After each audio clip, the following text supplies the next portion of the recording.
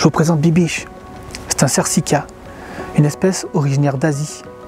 Mais si on ne fait rien, d'ici quelques mois, Bibiche risque la mort.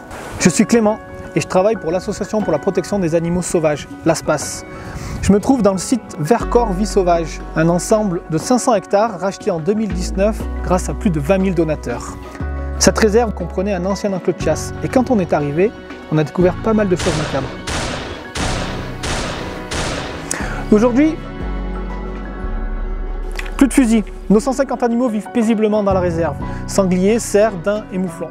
Il y a aussi Alexandra et Pierre-Julien, les deux gardiens du site. Tu vois là-bas, c'est Bijou. Celui d'à côté s'appelle Poséidon. Mais Bibiche et ses amis ont besoin de nous. Et nous avons besoin de vous. Pourquoi? Car ils sont sous la coupe d'un arrêté d'abattage, à cause de leur statut d'espèce exotique envahissante. Selon la réglementation, une espèce exotique envahissante est une espèce importée qui peut perturber l'écosystème par un risque d'hybridation. C'est un risque de mélange entre nos espèces locales, le cerf élaphe, et une espèce exotique, le cercica, ce qui peut entraîner une pollution génétique au sein de nos écosystèmes. Pour éviter ce risque, avec l'ASPAS, nous avons réussi à stériliser tous les mâles, mais c'est impossible pour les femelles car ça peut être un souci pour leur santé. C'est pour ça qu'elles risquent l'abattage. Mais on a trouvé la solution pour les sauver, un outil juridique pour les protéger, un sanctuaire. Et à l'ASPAS, on a encore innové en créant le premier sanctuaire d'ongulés sauvages de France. Alors attention, un sanctuaire n'est ni un centre de soins ni un refuge.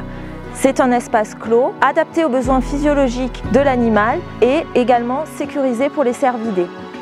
C'est pour ça que l'ASPAS a besoin de vous pour construire des clôtures adaptées, pour apporter des soins vétérinaires, mais également une alimentation nécessaire à ces animaux. Le sanctuaire est donc la solution pour sauver ces animaux de l'abattage. Mais nous avons peu de temps devant nous, il nous reste seulement 6 mois. Et c'est là où on a besoin de vous pour réunir 300 000 € nécessaires au projet. Car ça va nous permettre de faire tomber les clôtures de l'ancien enclos de chasse et enfin rendre 170 hectares à une nature libre et sauvage.